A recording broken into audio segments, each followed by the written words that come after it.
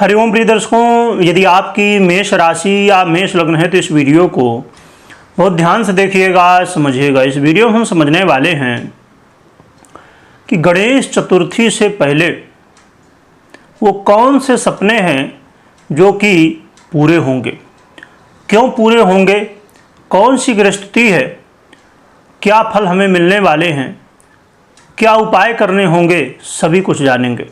प्रिय दर्शकों, अब शुक्र राशि परिवर्तन करने जा रहे हैं। वर्तमान में अपने मित्र की राशि मिथुन में गोचर कर रहे हैं।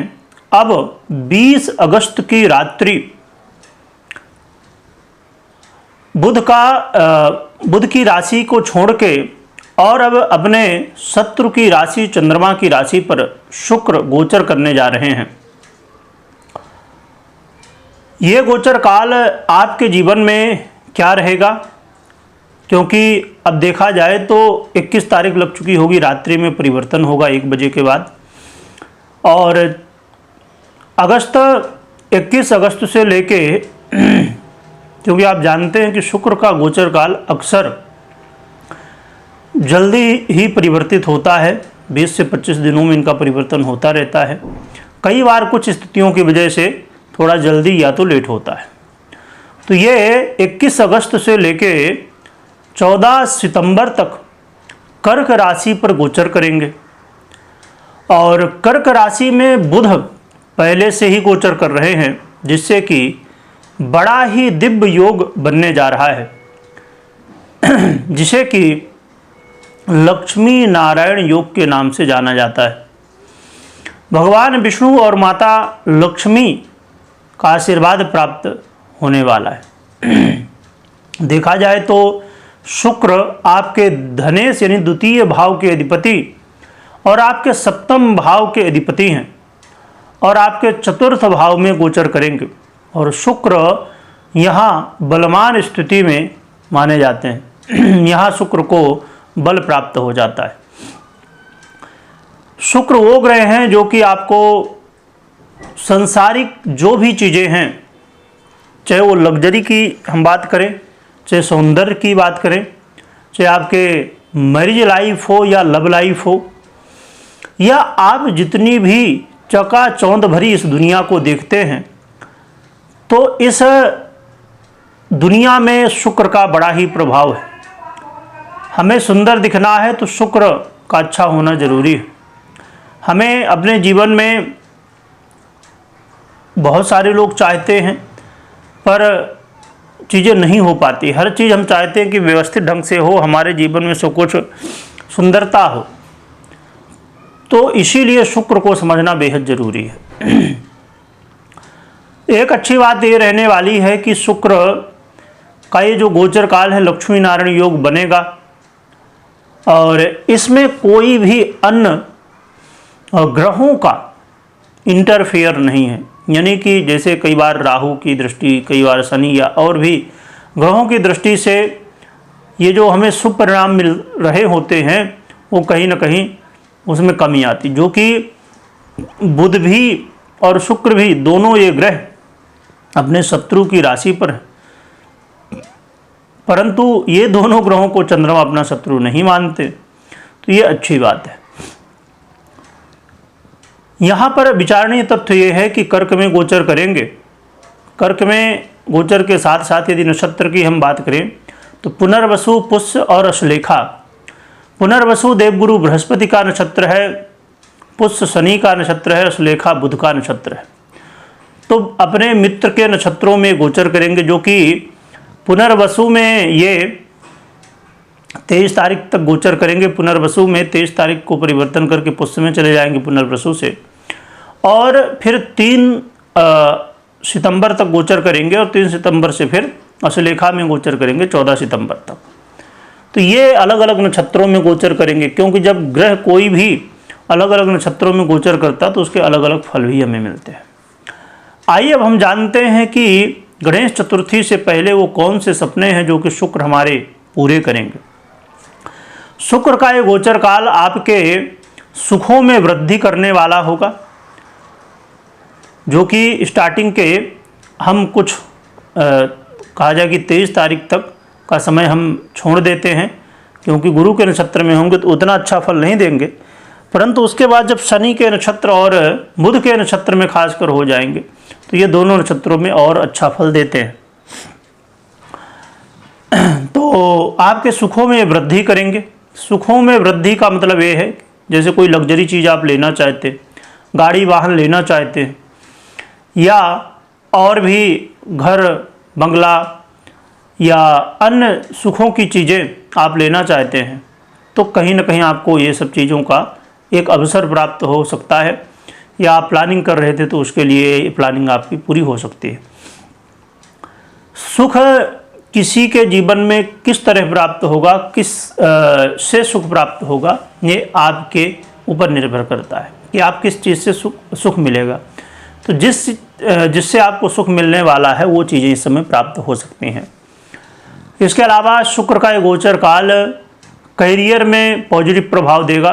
करियर में कहीं ना कहीं जो समस्याएं थी वो कम होंगी, खासकर आपके अस्थायी धन में वृद्धि और आपके वाणी में आकर्षण, आपके वाणी में प्रेम झलकेगा लोगों को, जिसकी वजह से वाणी से लोग प्रभावित भी होंगे। घर परिवार में यदि कलह का माहौल बना हुआ था तो अब ये कलह का माहौल दूर होकर प्रेम बनेगा। और साथ में यहाँ पर व्यापारियों के लिए बहुत अच्छा अवसर है। व्यापारियों को धन लाभ होने की संभावनाएं, व्यापार में वृद्धि होने की संभावनाएं। अब व्यापार बहुत सारे हैं, खासकर जो शुक्र से प्रभावित हैं, बुध से प्रभावित हैं, ऐसे क्षेत्रों में विशेष संभावनाएं हैं कि व्यापार में लाभ हो। जैसे ब्यूटी इंडस्ट्री हो गई, होटल इंडस्ट्री हो गई, सिंगिंग के क्षेत्र में, है ना, ऐसे बहुत सारे काम हैं जो शुक्र से प्रभावित हैं।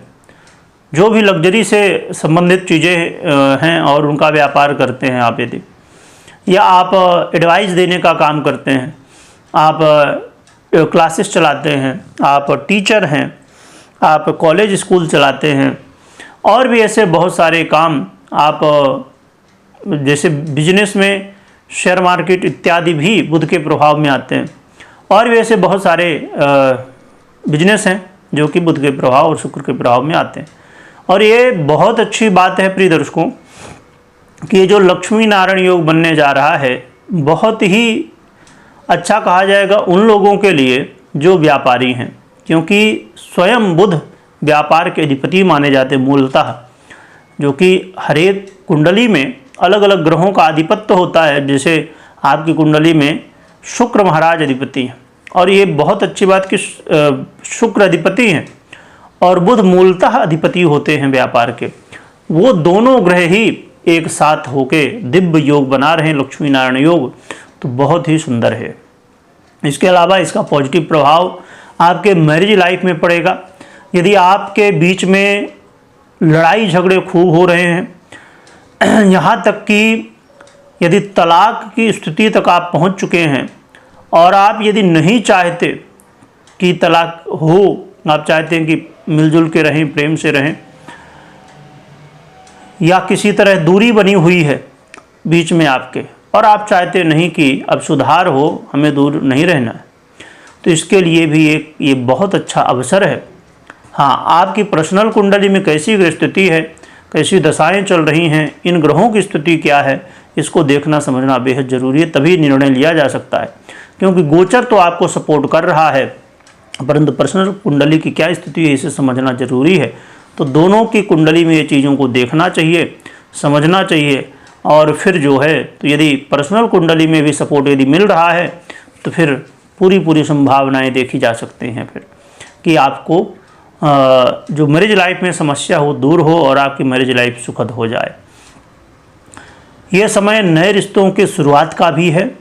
इस समय आप अपने जीवन में अच्छी स्थितियों को देख रहे हैं, परंतु इस चीज़ का ध्यान रखिए कि ये चंद्रमा की राशि पर हैं, अपने शत्रु राशि पर हैं, और ये जो लक्ष्मी नारायण योग बना हुआ है ये 30 अगस्त तक ही है। 30 अगस्त को बुध का परिवर्तन हो जाएगा तो लक्ष्मी नारायण योग पूरा हो जाएगा।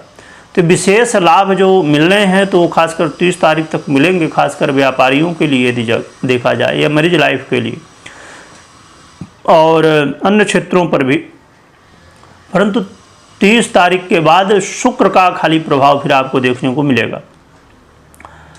30 से लेके फिर 14 तारीख तक, 14 सितंबर तक का समय। तो इन चीज़ों का ध्यान रखिए। और विशेषकर इसमें ये समझने की आवश्यकता है कि जब चंद्रमा की राशि पर हैं तो सब बहुत अच्छे फल तो दे रहे हैं, परंतु शत्रु राशि में होने की वजह से चंद्रमा है ये मन को बड़ा प्रभावित करते हैं। तो कई बार हम जल्दबाजी कर जाते हैं, सोच समझ के काम नहीं करते। तो आपको जो भी काम करना हो सोच समझ के बुद्धिमत्ता के साथ, धैर्य के साथ करने का कोशिश करिएगा, है ना। तो ये आपके लिए अच्छा रहेगा। प्रिय दर्शकों, क्या उपाय करना चाहिए जिससे हमें और भी अच्छे परिणाम प्राप्त हो सकें? तो जो भी माताएं बहनें हों उनका सम्मान करिए और साथ में नित्य प्रति आप माँ लक्ष्मी और भगवान विष्णु की आराधना करिए, जिससे इस लक्ष्मी नारायण योग का भी प्रभाव आपको और भी ज़्यादा प्राप्त हो सके, इस गृहस्थिति का भी प्रभाव आपको और भी ज़्यादा प्राप्त हो सके। परंतु हमेशा इस बात का ध्यान रखिए, मैं हमेशा कहा करता हूँ कि कभी भी कोई भी निर्णय लेना हो तो मात्र गोचर के आधार पर नहीं, अपनी पर्सनल कुंडली विश्लेषण के बाद ही निर्णय लीजिए। वीडियो देखने के लिए बहुत बहुत धन्यवाद।